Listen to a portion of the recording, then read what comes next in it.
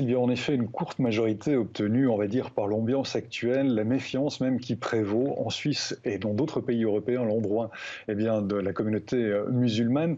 Les initiants, vous le disiez, la droite conservatrice nationaliste n'a d'ailleurs pas hésité à faire l'amalgame entre la burqa, l'islamisme et l'extrémisme, donc le terrorisme, et cela a fonctionné, puisqu'avec 52% des votes, l'UDC a rallié des votants bien au-delà de son cercle politique habituel. Parmi les soutiens à ce texte, des femmes et des voix de la gauche qui voient la burqa comme une entrave à la liberté de la femme. Et ce, malgré l'opposition du Conseil fédéral de tous les autres partis politiques suisses qui, eux, voyaient dans ce texte une entrave à la liberté, un phénomène très marginal et le risque de stigmatiser la population musulmane. Alors, quelle réaction suscite ce résultat, Michel ?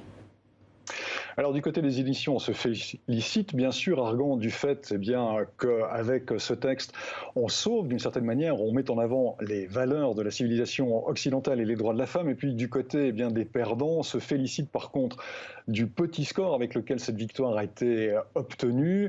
On met en avant aussi les risques de stigmatisation à l'endroit de la communauté musulmane.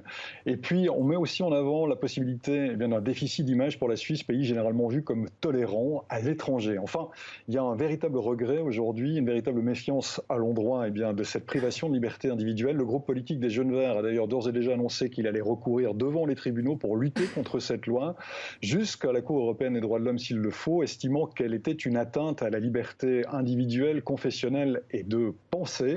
La Suisse a donc voté ce soir, mais le débat n'est pas clos et le pays n'est pas réuni.